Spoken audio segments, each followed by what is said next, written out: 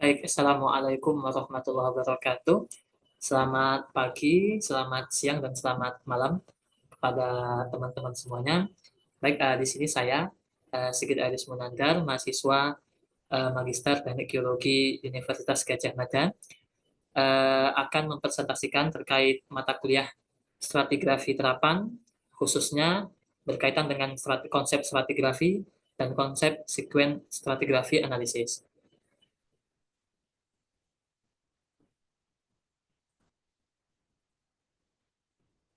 Baik, saya akan mulai dengan 6 outline utama. Pertama, konsep mengenai apa itu stratigrafi, kemudian selanjutnya dengan pengenalan hukum stratigrafi, kemudian selanjutnya pembahasan mengenai korelasi pada stratigrafi, kemudian konsep sequence stratigrafi, kemudian konsep system track, dan yang keenam adalah konsep ataupun aplikasi uh, stratigrafi, khususnya mengenai sekuen stratigrafi. Baik, stratigrafi dimulai dari basin infilling. Jadi basin infilling adalah mengacu pada istilah geologi yang disebut sebagai dengan pengisian cekungan sedimen oleh sedimen yang baru dan menempati suatu basin forming, sehingga basin supply yang masuk ke dalam basin tersebut akan menciptakan beberapa basin infilling yang nanti akan menjadi cikal bakal dari stratigrafi. Adapun setiap cekungan tersebut terdiri dari beberapa lingkungan pengendapan, bisa dari lingkungan pengendapan marine ataupun lingkungan pengendapan terestrial.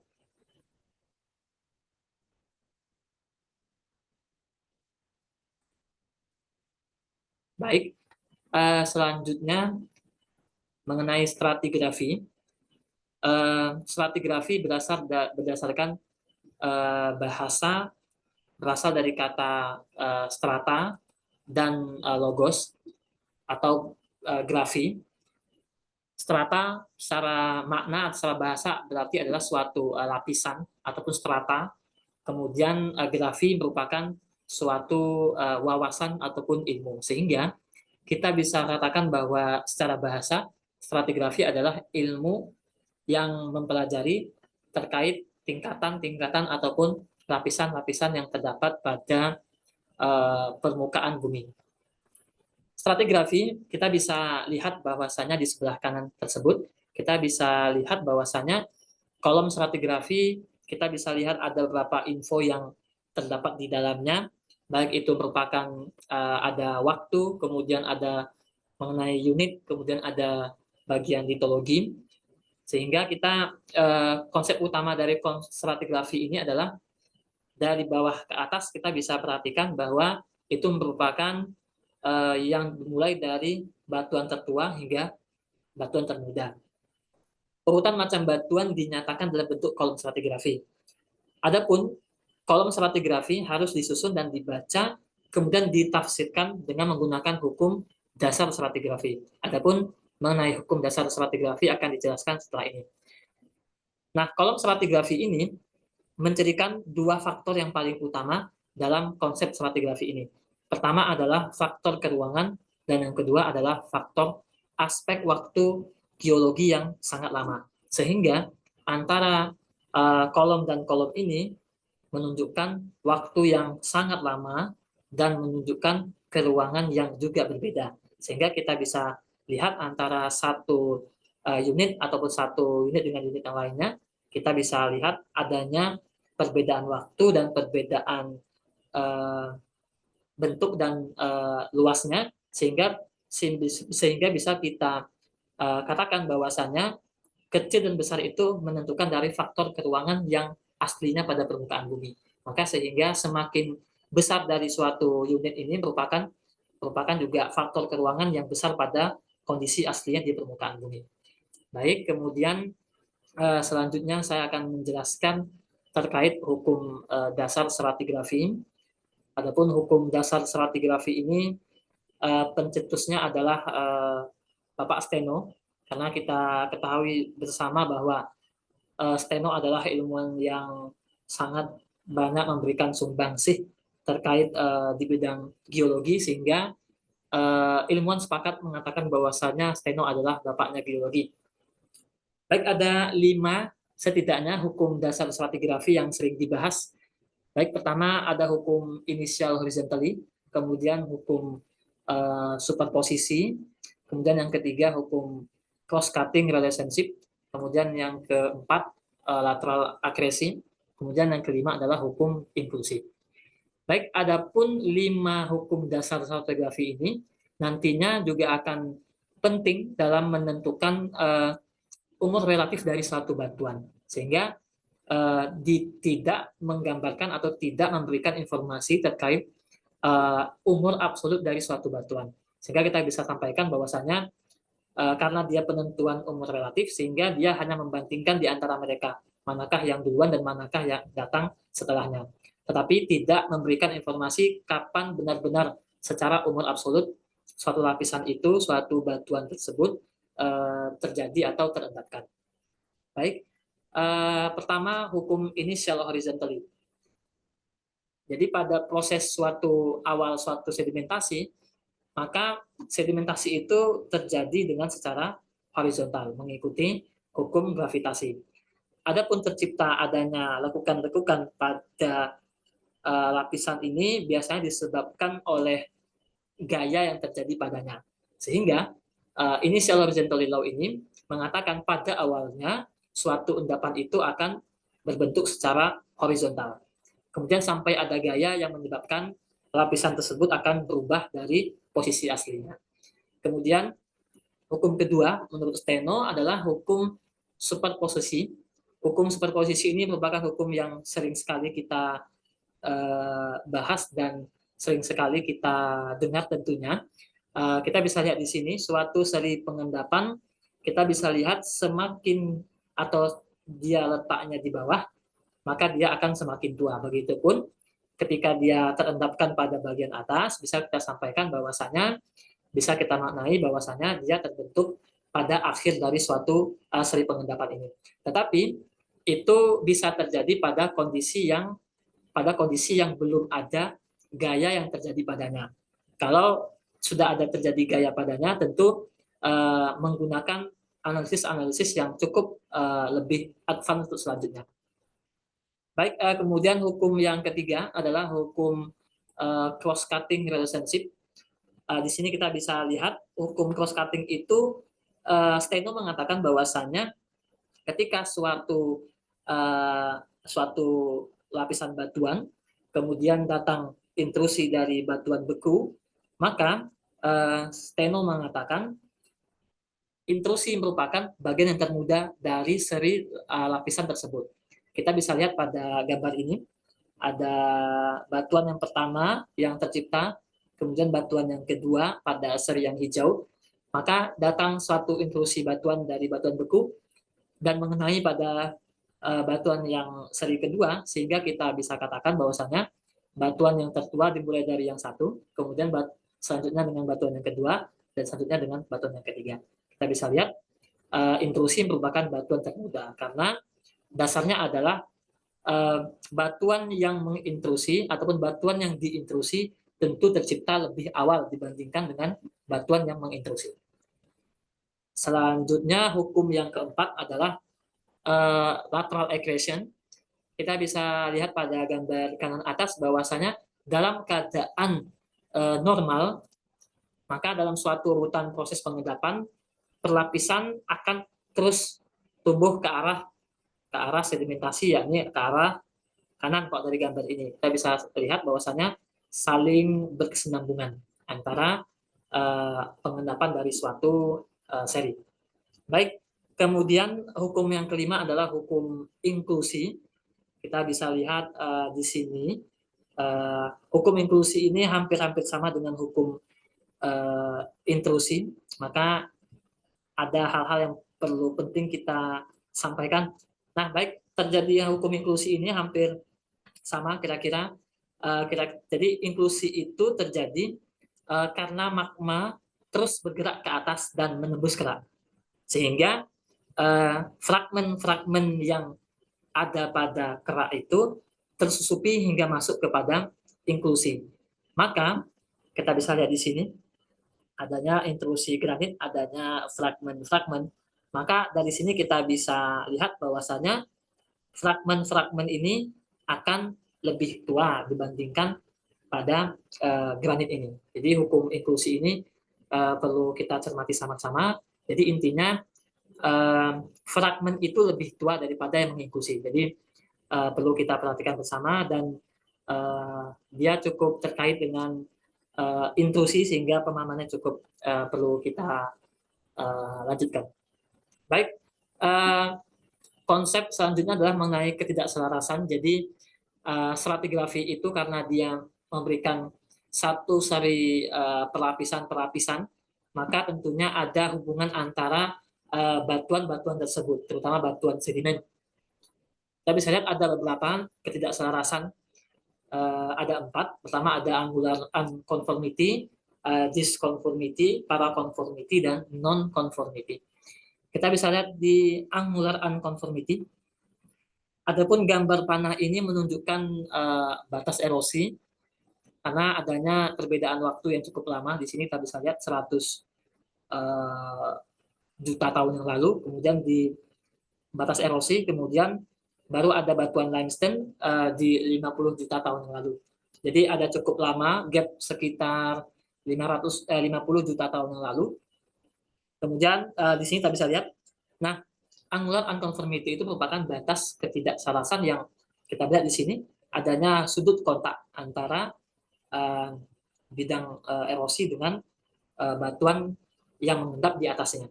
Kita bisa lihat di sini antara batuan sedimen dengan batuan sedimen di atasnya. Kemudian yang kedua, disconformity. Kita bisa lihat juga dan cukup terjadi erosi yang banyak menggerus batuan yang di batuan pasir yang ada di bawahnya, sehingga nanti di atasnya diisi dengan beberapa batuan yang lain yang mengendap di atasnya. Kemudian kalau paraconformity, kita bisa lihat ketidakselarasan antara batu pasir ya, batu pasir dengan batu siltstone cukup lama dengan 50 juta tahun yang lalu.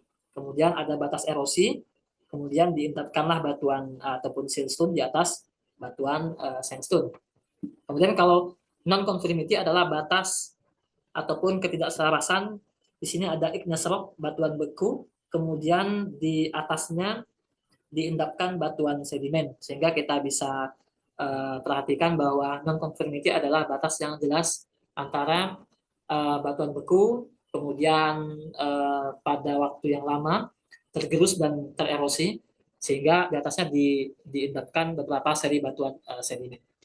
Baik, secara stratigrafi, perkembangan secara litologi, baik itu secara vertikal dan horizontal, ada beberapa yang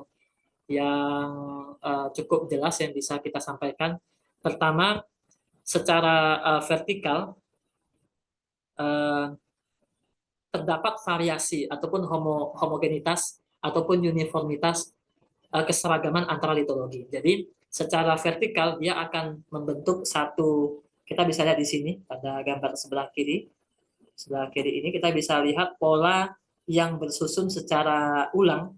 Jadi antara satu bagian dengan bagian lainnya, kita bisa lihat adanya perulangan yang terbentuk secara sama. Sehingga kita bisa perhatikan bahwa satu urutan stratigrafi dari secara vertikal kita bisa akan melihat antara itu ketidakseragaman ataupun secara keseragaman. Baik, kemudian kalau secara horizontal kita bisa lihat semakin ke kanan, semakin ke kiri ada perubahan, yakni perubahan litologi ataupun perubahan secara perubahan fasies.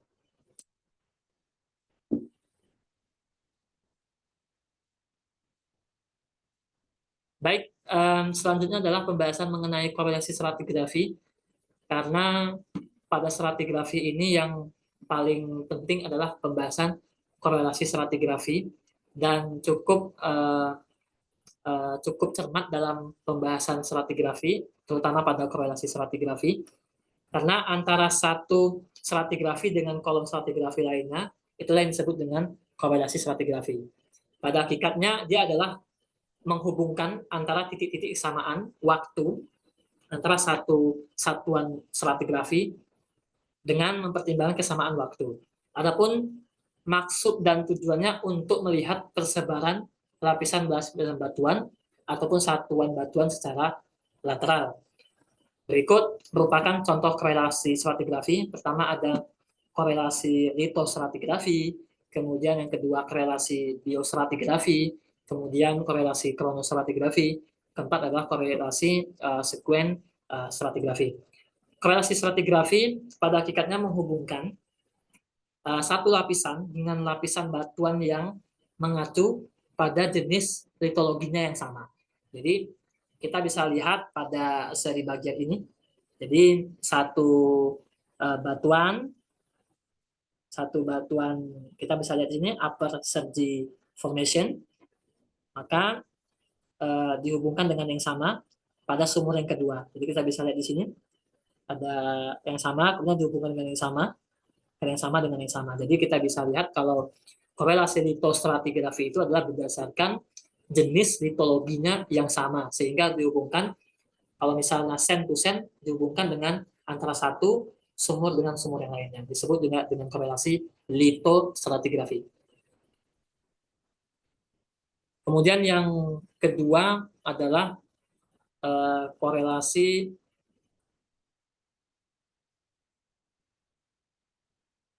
biostratigrafi. Jadi kalau konsep korelasi biostratigrafi menghubungkan antara lapisan-lapisan batuan berdasarkan kesamaan kandungan dan penyebaran fosil yang terdapat pada batuan. Jadi kita bisa lihat di sini antara satu seri di sini, antara satu bagian di sini, kita katakanlah satu sumur dan sini satu sumur yang lainnya. Kita bisa lihat profil batuan berdasarkan kandungan fosilnya, sehingga menghubungkan antara satu batuan berdasarkan fosil itu disebut dengan biostratigrafi. Baik, kemudian yang ketiga adalah prinsip ataupun korelasi kronostratigrafi. Adapun penggolongan lapisan berdasarkan kronostratigrafi, kata kuncinya adalah membagi suatu lapisan batuan berdasarkan pada kejadian ataupun pada kronologi, atau disebut juga dengan kronologi, geokronologi pada lapisan tersebut. Sehingga disebut dengan korelasi kronostratigrafi. Nah, kemudian yang keempat adalah pembahasan mengenai sekuen stratigrafi. Baik, sekuen stratigrafi adalah penggolongan suatu lapisan batuan secara bersistem yang didasari oleh relatif sea level change. Itulah yang akan kita bahaskan pada kesempatan kali ini mengenai konsep sekuen stratigrafi dan konsep analisis. Baik, kita bisa lihat di sini pantai Indah Kapuk di Jakarta.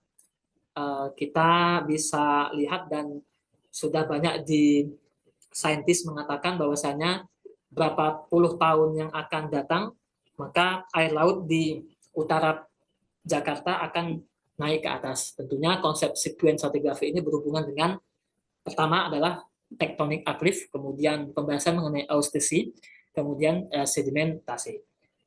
Baik, pembahasan mengenai supply sedimen kita bisa lihat di sini. Sekuen stratigrafi berkembang pesat di tahun 1980-an hingga masuk di 1990-an karena berbagai proyek yang dikembangkan oleh ExxonMobil dan beberapa perusahaan minyak yang lainnya, sehingga pada tahun-tahun ini di abad-abad tahun 1990-an berkembang cukup pesat dan ada sendiri ilmu yang membahasnya, sehingga pada tahun-tahun itu sangat booming pada eranya. Baik, sekuen stratigrafi sangat berhubungan pertama dengan supply sedimen, berhubungan besar dengan subsidence, kemudian dengan hubungan dengan eustasi. Adapun di sini kita bisa lihat bahwasanya adanya sedimen supply pada gambar sebelah kanan bawah, kemudian adanya hubungan antara tektonik uplift atau dia subsidence, kemudian adanya hubungan relatif sea level change.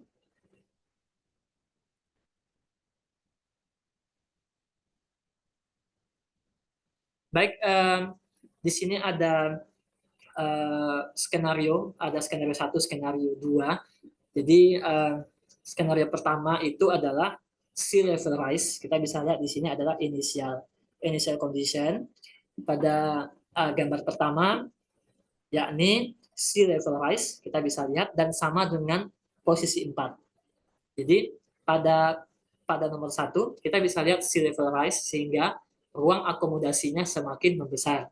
Pada nomor 4 kita juga bisa lihat bahwasannya terjadinya subsidence. Subsidence yang terjadi maka akan menyebabkan ruang akomodasi semakin membesar.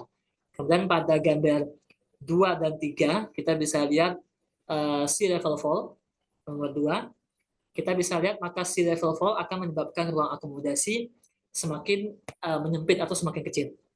Kemudian juga terjadinya nomor 3 di sini, terjadinya tectonic uplift menyebabkan ruang akomodasi juga akan semakin menyempit. Kita bisa lihat di sini adanya hubungan eksplosif dan hubungan subsiden dan uplift. Semakin sea level rise, kemudian akan semakin besar ruang akomodasi, itu sebaliknya. Kita bisa lihat di sini adanya hubungan antara ruang akomodasi dan sedimen supply.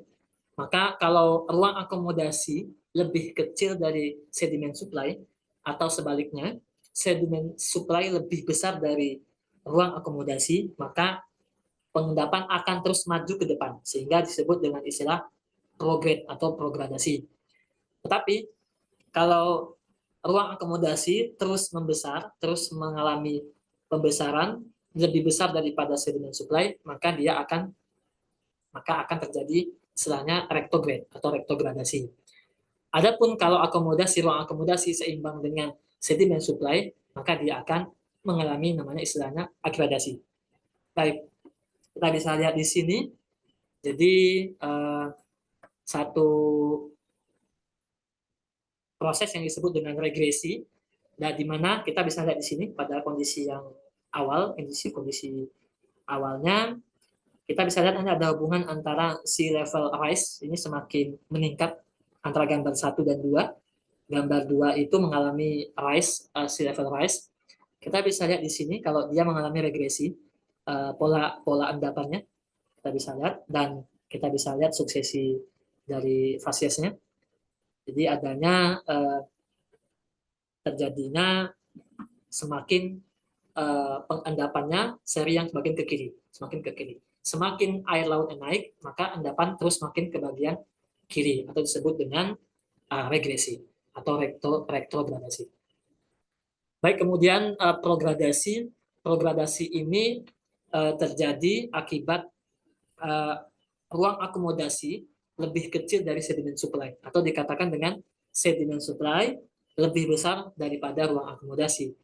Dari sini kita bisa lihat bahwasannya bagian kiri kita bisa lihat sea level bagian kiri ke kanan semakin menyempit, atau semakin sea level semakin mengecil atau sea level fall, sehingga kita bisa lihat pola endapan semakin berubah ke semakin arah kanan dan terus membentuk pola stacking pattern semakin ke kanan, terus berulang akibat sea level fall. Baik, adapun kalau agradasi antara antara sedimen supply dan ruang akomodasi sama-sama kecepatannya, sehingga terjadi pola yang sama di antara fase suksesi ini. Baik, selanjutnya adalah pembahasan mengenai sistem track. Jadi pembahasan sistem track-nya adalah pembahasan yang penting dalam sekuen stratigrafi, terlebih karena dalam sistem track ini ada pembahasan utama mengenai marker-marker pada waktu yang menjadi penting pembahasan sekuen stratigrafi. Ada marker sekuen boundary atau SB, kemudian mengenai MFS atau maximum flooding surface yang merupakan salah satu marker pada sekuen stratigrafi. Baik, kita bisa lihat pada kondisi awalnya, yakni pada gambar di sini. Jadi pada yang warna biru ditunjukkan dengan falling stage system track. Jadi falling stage system track adalah periode di mana ini adalah merupakan gambar penunjuk bahwasannya adalah ini sea level rise dan sea level fall. Terus terjadi sampai lanjut siklusnya. Kita bisa lihat di sini ada siklus sea level rise, kemudian turun, kemudian sampai dengan sea level fall, kemudian lanjut, kemudian naik lagi, memenuhi satu siklus. Baik, pertama system track, falling system track ditandai dengan periode sea level fall pada bagian biru ini, warna biru. Kita bisa lihat di sini awalnya, kemudian terus sea level terus turun sampai ke low stand. Kita bisa lihat di sini pada low stand ini sea level terus turun dan tentu sea level tentu lebih kecil dibandingkan dengan sedimen supply. Kemudian pada bagian yang merah kita bisa lihat di sini karena tadi dia sea level turun, kemudian sedimen supply-nya besar sehingga dia jatuh ke bagian bawah. Kemudian lanjut lagi, sea level rise lagi, kemudian naik lagi pada bagian hijau disebut dengan transgresif atau TST, transgresif system track, di mana pada masa ini sea level naik dan lebih besar daripada sedimen supply, sehingga pada TST kita bisa lihat pada yang hijau, kemudian dia akan cenderung karena dia transgresi ya, kemudian dia akan memenuhi bagian di sini di hijau, kemudian saat naik kembali disebut juga sebagai high system track. Pada high system track terjadi pada periode di mana muka air laut yang sangat yang tinggi. Bisa lihat di sini bahwa bisa saja terjadi agradasi ataupun terjadi progress. Kemudian pada puncak sekali disebut juga maksimum flooding surface MFS. Kita bisa lihat di sini pada garis yang biru menunjukkan maksimum flooding surface. Nah, pembahasan mengenai sistem track ini merupakan hal yang penting dalam sekuen stratigrafi karena mengacu pada beberapa marker yang mana marker itu akan menjadi batas waktu antara dari suatu stratigrafi dengan stratigrafi lainnya, sehingga antara batas waktu itu yang menjadi pembatas. Walaupun pada konsep korelasi dalam hal yang lebih besar, terutama pada bidang migas dan lain sebagainya, sekuen stratigrafi ini menjadi pemandu secara waktu. Sehingga setelah sekuen stratigrafi dilakukan, sudah dicocokkan berdasarkan waktunya, berdasarkan markernya, berdasarkan sekuen boundary, kemudian berdasarkan MFS dan lain sebagainya. Kemudian setelah itu, setelah batas waktu sudah disamakan antara satu sumur dengan satu sumur yang lainnya, sehingga bisa dilakukan litostratigrafi, yakni menghubungkan antara satu batuan dengan